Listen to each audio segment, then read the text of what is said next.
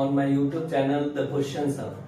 Today we are going to start the chapter binomial theorem. ठीक है, तो binomial theorem में हम लोग आज पढ़ने जा रहे हैं कि binomial theorem का कंसेप्ट हम लोग यूज कैसे करते हैं और इस कंसेप्ट का यूज कहाँ करना है वो बात भी हम लोग सीखने जाएंगे। देखो बाइनोमियल थ्योरम को हम लोग शुरू से स्टार्ट करने जा रहे हैं जीरो से। ठीक है, जीरो का मतलब कि अगर आप कुछ भी नहीं जान रहे हैं बाइनोमियल थ्योरम में तो आज का वीडियो आप देखकर ये समझ सकते हैं कि बाइनोमियल थ्योरम का यूज कैसे कर सकते हैं। जैसा कि आप लोग ये बात जानते होंगे कि अगर आपको बोला जाए x प्लस वाई का होल स्क्वायर तो आप सिंपली बोलोगे X square plus 2xy plus Y square, ये बात आप लिख सकते हो। ठीक है, उसी तरह हम लोग क्या पढ़ रहे हैं बाइनोमियल थ्योरम। ठीक है, फिर इसी तरह सिमिलरली अगर आपको बोला जाए x प्लस वाई का होल क्यूब, शायद ये भी आप बता सकते हो कि X cube plus 3x square Y plus 3x Y square plus Y cube, ये बात भी आप इजिली क्या कर सकते हो, बता सकते हो। अगर आपसे पूछा जाए x प्लस वाई का पावर 10 तो यहाँ पे सवाल हो जाती है कि क्या हम इसको लिख सकते हैं डायरेक्ट? नहीं, तो यहाँ पे आप बाइनोमियल थ्योरम का यूज करोगे। ठीक है, अगर आपसे पूछ दिया जाए कि x प्लस वाई का पावर n, ठीक है, मतलब पावर n का मतलब एक पॉजिटिव इंटीजर है। पावर n क्या है? n क्या है? यहाँ पे पॉजिटिव इंटीजर है जो आपको बताएगा कि आप बाइनोमियल थ्योरम के यूज से इसको एक्सपैंड कर सकते हैं। तो एक लॉजिक यहाँ पे आप पैटर्न समझ सकते हो। क्या है वो पैटर्न कि आप देखो कि यहाँ पे टोटल टर्म कितने हैं, तो टोटल टर्म यहाँ 3 आ रहे हैं, यहाँ पे टोटल टर्म 4 आ रहे हैं। मतलब एक लॉजिक ये निकल कर आ रहा है कि अगर पावर 2 है तो नंबर ऑफ टर्म आपसे पूछा जाएगा तो आप बता सकते हो। तो नंबर ऑफ टर्म जैसे पावर 2 है तो नंबर ऑफ टर्म कितना आ रहा है? 3 आ रहा है। पावर 3 है तो नंबर ऑफ टर्म कितना आ रहा है? 4 आ रहा है। यहाँ पे पावर 10 है, इसका मतलब इसमें एक्सपेंशन जब करोगे तो आपको नंबर ऑफ टर्म कितना मिलने वाला है? एनिमल 11। ठीक है, सिमिलरली x प्लस वाई का पावर n है तो नंबर ऑफ टर्म इसमें आपको कितना मिलने वाला है? नंबर ऑफ टर्म हमको इसमें n प्लस 1 मिलने वाला है। मतलब इतने नंबर, मतलब इतने टर्म्स आपको मिलने वाले हैं। ठीक है, तो इसको एक्सपैंड करने के लिए बाइनोमियल थ्योरम का यूज हम लोग करेंगे। कैसे करते हैं इसको ध्यान से समझना। ठीक है, देखो हम इसको एक्सपेंशन में लिखते हैं NC0। क्या लिखते हैं? NC0 से स्टार्ट होता है। यहाँ पे क्या है? x है, तो x आप लिखोगे और उस पे पावर n दे दोगे। ठीक है, यहाँ पे कौन सा टर्म है? y टर्म है, तो आपने y लिखा और उस पे पावर 0। तो पहला टर्म आपका ये बनता है NC0 x to the power n y to the power 0। उसी तरह सेकंड टर्म आपका बनेगा, ये बढ़ेगा, जैसे NC0 के बाद क्या आता है? 1 आता है, तो 1 लिखोगे। x का पावर देखो ये टर्म है x है तो x का पावर एक घटेगा। ठीक है, n माइनस 1 होगा और y का पावर बढ़ेगा, y का पावर क्या हो जाएगा? 1। उसी तरह थर्ड टर्म होगा NC2 x to the power n minus 2 y का power 2 plus dash dash dash एक बीच में rth टर्म हम लोग ले लेते हैं। ठीक है, उसके लिए क्या यूज होगा? NCR x to the power n minus r y to the power r। ठीक है, और ये तब तक चलेगा जब तक NCN ना आ जाए। मतलब देखो हम NC0 से स्टार्ट किए और लास्ट टर्म हमारा क्या आ जाएगा? NCN। तो x का पावर क्या हो जाएगा? n माइनस n मतलब 0, y का पावर क्या हो जाएगा? n। तो ये एक्सपेंशन होगा और इसी फॉर्मूले के हेल्प से किसी भी आइडेंटिटीज को आप एक्सपैंड कर सकते हो। ठीक है, जैसे x प्लस वाई का होल स्क्वायर, कहीं ना कहीं ये फॉर्मूला बना होगा इस बाइनोमियल थ्योरम से। x प्लस वाई का क्यूब, ये फॉर्मूला बना होगा इस बाइनोमियल थ्योरम से। ठीक है, तो हम लोग समझेंगे कि NC0 क्या है, NC1 क्या है, NC2 क्या है, ये सब समझेंगे। आप इससे पहले एक चैप्टर पढ़ रखे होंगे दैट इज कॉम्बिनेशन। तो ये कॉम्बिनेशन का कंसेप्ट है। जैसे कॉम्बिनेशन का कंसेप्ट क्या करता है कि अगर NCR हम लिखते हैं, इसका मतलब होता है n factorial divided by r factorial n minus r का फैक्टोरियल। ठीक है, ये नंबर ऑफ ऑब्जेक्ट होता है, ये number of object taken at one time, मतलब एक समय में कितना ऑब्जेक्ट को आप ले रहे हो, ठीक है, कंसीडर कर रहे हो। देखो इसमें एक बात समझना कि n फैक्टोरियल को आप क्या लिखते हो, n फैक्टोरियल को लिखते हैं n into n minus one n minus two that that dash, ये जब तक चलेगा जब तक आपका वन ना आ जाए, ठीक है। मतलब n फैक्टोरियल को ये लिख सकते हैं, तो r फैक्टोरियल को क्या लिख सकते हैं, r फैक्टोरियल को हम लिख सकते हैं r into R minus one R minus two 3 2 1। अगर उसी तरह आपको से पूछा जाए 5 फैक्टोरियल को क्या लिख सकते हैं, तो 5 में एक घटेगा 4 3 2 1, तो इसका वैल्यू क्या आ जाएगा 120। उसी तरह सिमिलरली 4 फैक्टोरियल क्या होगा 4 इंटू 3 इंटू 2 इंटू 1। तो एक कंसेप्ट होता है फैक्टोरियल जिसको आप लोग परम्यूटेशन कॉम्बिनेशन से पहले पढ़ते हैं, ठीक है, तो उसी कंसेप्ट का यहाँ यूज हुआ है। तो आपको बायनोमियल थ्योरम का एक्सपेंशन पढ़ना होगा, तो आपको ये बात याद रखना होगा, ठीक है। x प्लस वाई का पावर n को आप क्या लिख सकते हो nc0 x to the power n, मतलब जो टर्म यहाँ है वही टर्म यहाँ आएगा और जो टर्म ये है वो टर्म यहाँ आएगा। देखो ये पावर n है, ये पावर 0 से स्टार्ट हुआ, एक घटेगा x का पावर और y का पावर एक बढ़ेगा, और ये तब तक चलेगा जब n c n आ जाएगा और x का पावर 0 ना हो जाए और y का पावर n। तो ठीक है, ये बात समझ में आ गई। अब देखो nc0 को इस फॉर्मूले के हेल्प से हम यूज करेंगे तो क्या लिख सकते हैं, जैसे x प्लस वाई का पावर 10 है, इसको हम अगर लेते हैं 5, क्या लेते हैं 5, और इसका एक्सपेंशन हम लोग देखेंगे, ठीक है। इसको रब कर रहे हैं। आप वीडियो को बिना स्किप किए हुए अगर देखते हो, है ना, तो आपको एक एक बात समझ में आएगा कि बायनोमियल थ्योरम का यूज कैसे हम लोग करते हैं। यूज आप समझ जाओगे तो इस पे बेस सारे क्वेश्चंस को आप इजिली कवर कर सकते हो। अब यहाँ पे एक सवाल है कि x प्लस वाई का पावर 5 है, इसका मतलब नंबर ऑफ टर्म कितना होगा, तो नंबर ऑफ टर्म 6 होंगे। 6 होंगे, जैसे देखो पावर 2 है तो नंबर ऑफ टर्म कितना होगा 3, पावर 3 है तो नंबर ऑफ टर्म कितना हो गया 4, पावर 5 है तो नंबर ऑफ टर्म कितना हो जाएगा 6, एक बढ़ता है, ठीक है ना। तो इसका एक्सपेंशन हम लोग देखने जा रहे हैं।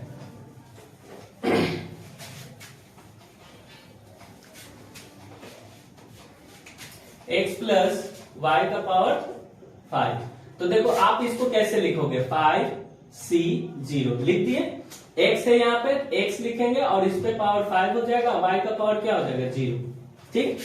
दूसरा टर्म 5c1 हो जाएगा, x का पावर 5 में से एक घटेगा क्या हो जाएगा 4, और y का पावर एक बढ़ेगा 1, प्लस 5c2 x का पावर देखो एक घटेगा, 4 के बाद क्या होता है 3, y का पावर एक बढ़ेगा मतलब 2, प्लस 5c3 x का पावर क्या हो जाएगा 2, y का पावर क्या हो जाएगा 3, 5c4 x का पावर क्या हो जाएगा 1, y का पावर 4, प्लस 5c5 x का पावर क्या हो गया आपका 0, y का पावर 5।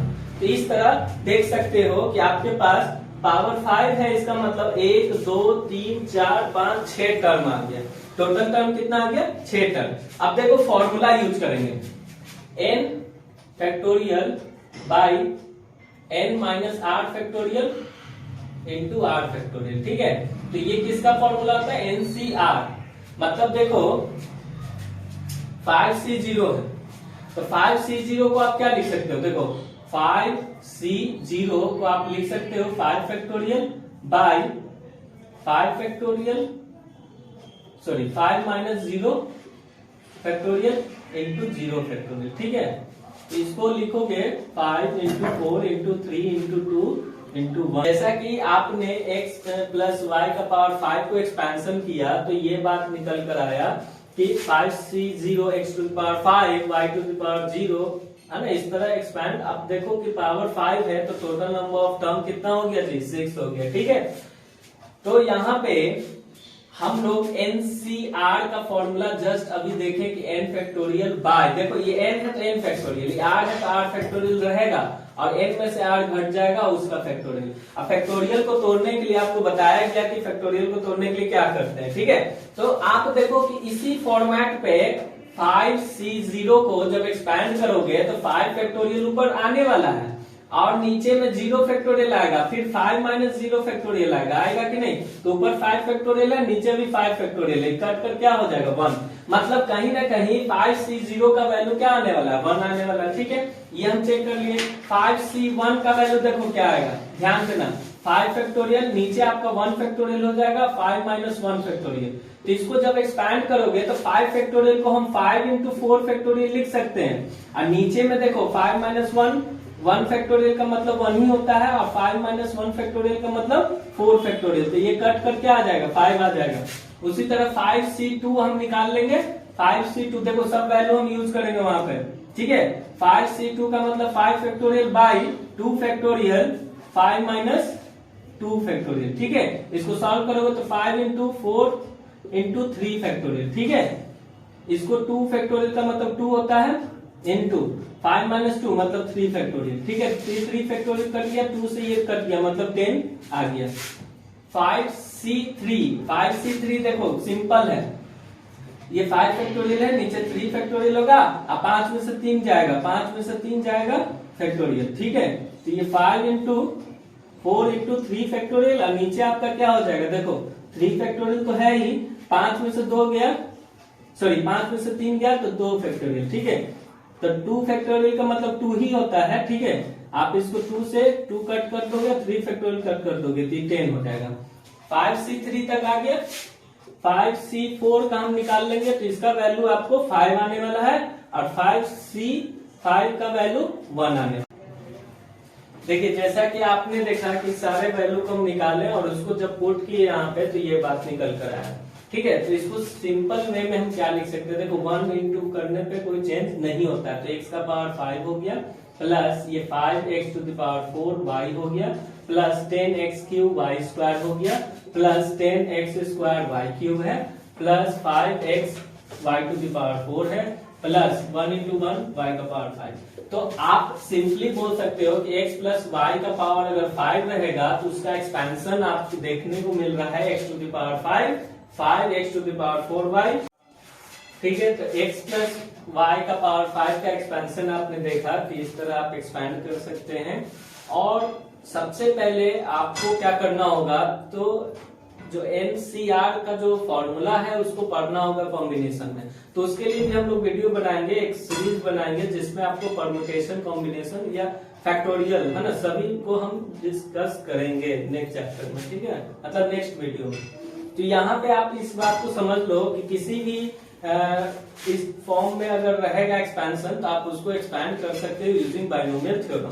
तो एक बात और समझ लो यहाँ पे, जैसे देखो बहुत इंपॉर्टेंट बात बताने जा रहे हैं, इसको समझना कि x प्लस y का पावर n है, तो उसको आप एक्सपैंड करना सीखे हो, तो इसको अगर स्टैंड मतलब इस तरह अगर लिखना होगा, सिग्मा k का वैल्यू हम 0 लेते हैं और ये k का वैल्यू n तक जाता है। ठीक है, या ये बोल सकते हो n तक, तो सिंपली आप बोल सकते हो कि n c k, ठीक है, और x का पावर n माइनस k होगा और y का पावर k होगा। मतलब ये शॉर्ट फॉर्म हो गया, जो एक्सपेंशन हम लोग लिखे थे उसी का ये शॉर्ट फॉर्म है। मतलब k का जो 0 से स्टार्ट होगा और n तक जाएगा। ठीक है, तो ये बात याद रखना। सेकेंड थिंग कि अगर इस टाइप का रहेगा, हम प्लस वाले देखे ना, अगर x माइनस वाई का पावर n रहेगा तो इस कंडीशन में कुछ नहीं करना है। हमने क्या फॉर्मूला देखा, हमने एक्सपेंशन क्या देखा, NC0 x का पावर n देख रहे थे और y का पावर जो था उसमें माइनस y का पावर 0 रख दो थे। मतलब ये माइनस y है इसलिए हम माइनस y, जहां जहां y था वहां पे माइनस y हो जाएगा। ठीक है, प्लस NC1 x का पावर n माइनस 1 होगा और यहाँ पे माइनस y का पावर क्या हो जाएगा 1। तो इसी तरह एक्सपेंशन होगा। ठीक है, बात समझ में आ रही है? तो इसमें और इसमें कोई चेंज नहीं है, सिर्फ यहाँ पे पॉजिटिव y था इसलिए पॉजिटिव y लिए, यहाँ पे माइनस y है तो माइनस y लेते चले जाएंगे। ठीक है, अब नेक्स्ट जो है इस पे बेस्ड एक क्वेश्चन बहुत अच्छा करने वाले हैं हम लोग, तो इसको समझना। जैसे देखो आपको कोई पूछेगा कि 98 का होल स्क्वायर, क्या पूछेगा आपसे, 98 का होल स्क्वायर, तो आप क्या करते हो? तो 98 इंटू 98 तो नहीं करते हो, उसको आइडेंटिटीज का यूज करते हैं। जैसे 98 का होल स्क्वायर आपसे पूछता है तो आप इसको क्या लिखते हैं, 100 माइनस 2 का होल स्क्वायर लिखते हैं ना। फिर इसको एक्सपैंड करते हैं तो 100 का होल स्क्वायर लिखते हैं, है ना।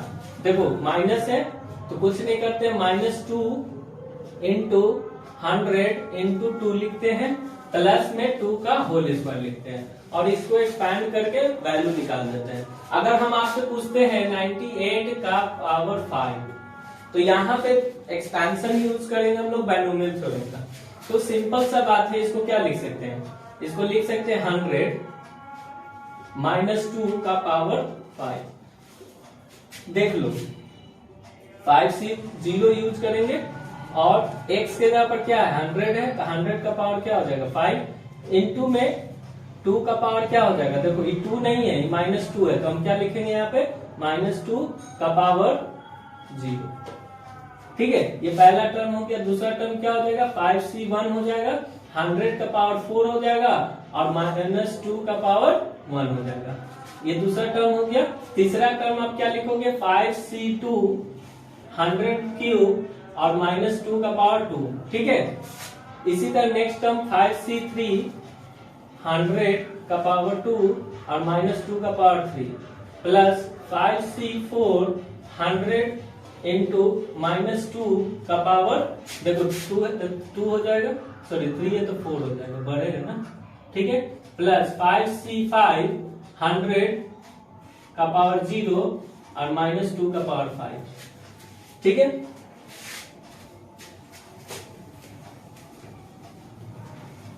तो वीडियो के पीछे आप जाकर देखना तो 5c0 का वैल्यू 1 आ रहा था, इसका वैल्यू 1 और 10 का पावर सॉरी 100 का पावर 5 और इसका वैल्यू भी 1 हो जाएगा। तो 100 का पावर 5 का मतलब क्या है, ये 5 टाइम्स होगा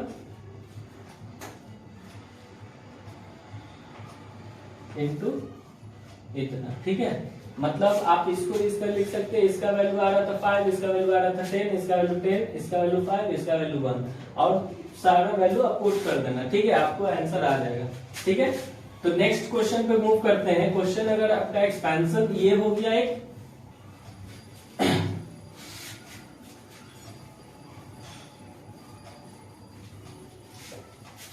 अगर किसी भी तरह का डाउट अगर इससे बचा हुआ रहेगा तो आप उसको कमेंट बॉक्स में लिखोगे और हमको जानकारी दोगे कि किस क्वेश्चन में आपको दिक्कत हुआ, किस कंसेप्ट को समझने में दिक्कत हो रही है। ठीक है, आपको बताया जाएगा।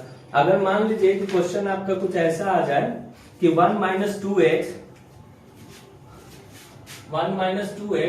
पे पावर 5, ये क्वेश्चन है, आप इसको एक्सपैंड करना है तो सिंपल सा फॉर्मूला यूज करेंगे बायनोमियल थ्योरम, दैट इज 5। देखो n के जगह पर 5 है तो 5 लिख दिए, c और 0 आएगा। ठीक है, यहाँ पे x के जगह पर क्या है 1 है तो 1 पे पावर क्या हो जाएगा 5 और यहाँ पे देखो -2x लेंगे, क्या लेंगे -2x और इसका पावर क्या हो जाएगा 0, पहला टर्म प्लस 5c1 और इस पे पावर क्या हो जाएगा 4 और -2x पे पावर क्या हो जाएगा 1 बढ़ जाएगा प्लस 5c2 1 पे पावर क्या हो जाएगा 3 और -2x का पावर 2, 5c3 1 देखो पावर घट रहा है 2, ये -2 का पावर 2x का पावर क्या हो जाएगा 3। इसी तरह 5c4 होगा 1 का पावर 1 -2x का पावर 4। इसी तरह 5c5 हो जाएगा।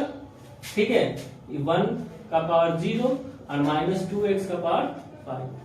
ठीक है, अब इसको एक्सपैंड करोगे तो इसका वैल्यू 1, इसका वैल्यू भी 1 और इसका वैल्यू भी 1। ठीक है, प्लस इसका वैल्यू 5, इसका वैल्यू 1 और इसका वैल्यू -2x। ठीक है, प्लस इसका वैल्यू 10, इसका वैल्यू आपका देखिए 1 और इसका वैल्यू पॉजिटिव कर देगा, देखो -2 पे पावर 2 है तो क्या हो जाएगा 4x² हो जाएगा, प्लस इसका वैल्यू भी 10 आएगा 1 और इसका वैल्यू हो जाएगा -8x³। ठीक है, यहाँ पे फर्दर देखो प्लस, इसको आप क्या लिख सकते हो 5 1 और -2 पे -2 का पावर 4, इसका मतलब 16x⁴। ठीक है, ये आपका हो जाएगा 1 ये भी 1 और ये आपका हो जाएगा माइनस 32x⁵, ठीक है। सॉल्व करोगे तो देखो, इसको सॉल्व करोगे 1, इसको सॉल्व करोगे माइनस 10x, इसको सॉल्व करोगे तो 40x², इसको सॉल्व करोगे माइनस 80x³, इसको सॉल्व करोगे 16×5 कितना होता है 80 x⁴, इसको सॉल्व करोगे माइनस 32x⁵। तो इसका एक्सपेंशन आपका यही आएगा 1 माइनस 2x⁵ का एक्सपेंशन ये आ जाएगा, ठीक है। तो इस तरह आप इसका सॉल्यूशन देख लीजिए, ठीक है। नेक्स्ट एक क्वेश्चन और करने वाले हम लोग। तो आप क्या करोगे, जितने भी कंसेप्ट को पढ़े आज के वीडियो में उससे बेस्ड आप क्वेश्चंस बना सकते हो एक्सरसाइज 8.1 क्लास 11 के एनसीईआरटी बुक से, ठीक है। तो कोई भी तरह का डाउट होगा तो आप कमेंट जरूर करना और अपने फ्रेंड्स को, रिलेटिव को जितना ज्यादा हो सके इस वीडियो को शेयर करना, उसके लिए फायदेमंद है। और कोशिश ये करना कि अगर आप इस वीडियो से कुछ सीखे हैं तो अपने फ्रेंड को जरूर एक्सप्लेन कीजिए, समझाइए, है ना। अपने फ्रेंड को बुलाइए और बायनोमियल थ्योरम बताइए कि इस तरह होता है, ठीक है। और इससे क्या होगा कि आप भी सीखोगे। ये मत सुनना कि टाइम वेस्टिंग है, आप जब किसी को बताते हो तो आप ज्यादा सीखते हो, समझ में आया, ठीक है।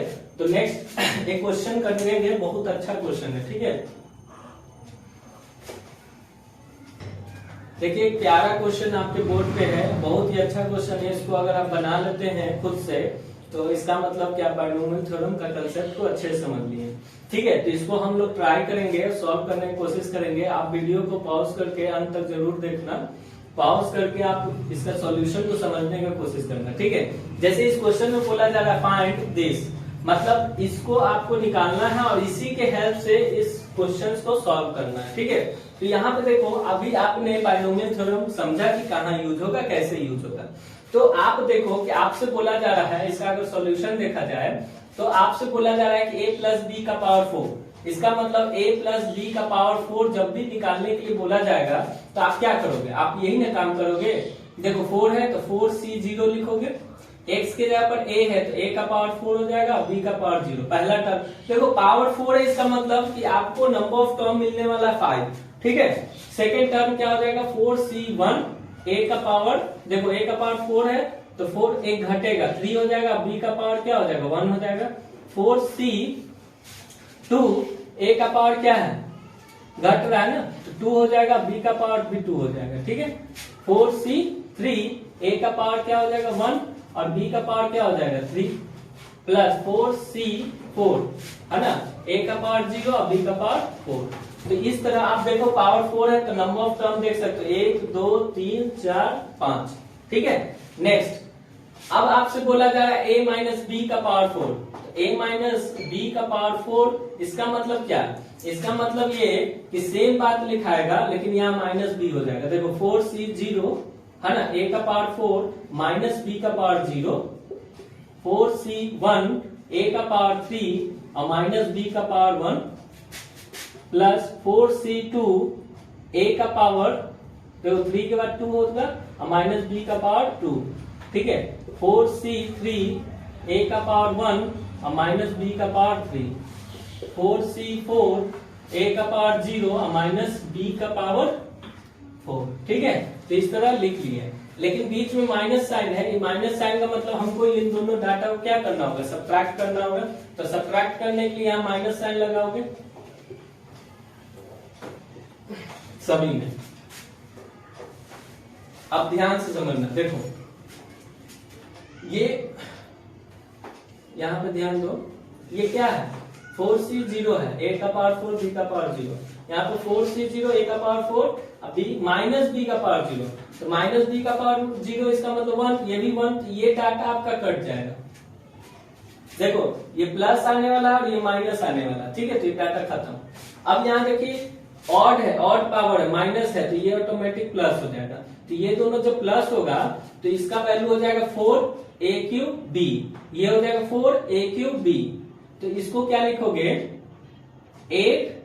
8a3b, ठीक है।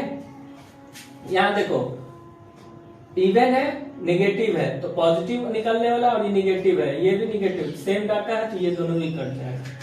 ठीक है, यहाँ देखो ऑड है, इसको पॉजिटिव कर देगा तो ये क्या हो जाएगा आपका, सेम डाटा है, इसका वैल्यू 4C3 का वैल्यू क्या आने वाला है, 8 आने वाला है, 8AB³ आने वाला है। ठीक है, तो ये लिख दिए, अब ये दोनों डाटा आपका कट जाएगा। बात समझ में आ रही है? तो कहीं ना कहीं ये वैल्यू आ रहा है a + b⁴ minus a - b⁴ का, मतलब इसका वैल्यू इतना आ रहा है। इसको और अच्छे तरीके से हम क्या लिख सकते हैं, 8ab कॉमन निकाल लेंगे तो यहां से बचेगा a² + b²। ठीक है, अब इसी का यूज करना है उसके लिए। देखो ये इसका वैल्यू हम निकाल चुके हैं, क्या आ गया, 8ab a² + b²। अब उसको हम लोग लिखेंगे तो क्या लिखेंगे, देखो हमको सॉल्व करना है, √3 + √2 का पावर क्या है, 4 है, -√3 - √2 का पावर 4 है। तो आप देखो इसी फॉर्मेट में a के जगह पर √3 डालेंगे और b के जगह पर √2 डाल देंगे, सिंपल। तो ये क्या है, 8 तो है ही, √3 और b के जगह पर क्या है, √2, और देखो a² है मतलब √3 का स्क्वायर है, ठीक है ना, प्लस b है मतलब √2 का स्क्वायर। ठीक है, इसको सॉल्व करोगे तो क्या हो जाएगा, 8 × √6 और ये क्या हो जाएगा ब्रैकेट में, देखो 3 + 2 तो क्या हो जाएगा, 40√6। ये आंसर हो गया। तो आप इस तरह सॉल्व कर सकते हो, बहुत अच्छा क्वेश्चन था। और भी क्वेश्चंस निकालने का कोशिश करना, ठीक है। अगर आप क्वेश्चंस निकालना सीख जाते हो तो आप एक अच्छा मैथ्स का स्टूडेंट बन सकते हो। Okay, thank you. Next video में हम लोग देखेंगे कि जनरल टर्म क्या होता है बाइनोमियल थ्योरम का, इंडिपेंडेंट टर्म कैसे निकाल सकते हैं, और भी बहुत सारे कंसेप्ट बाइनोमियल थ्योरम का नेक्स्ट वीडियो में देखने जा रहे हैं। तब तक के लिए खुश रहिए, मुस्कुराते रहिए और डिस्ट्रैक्शन से दूर रहिए। Okay, thank you.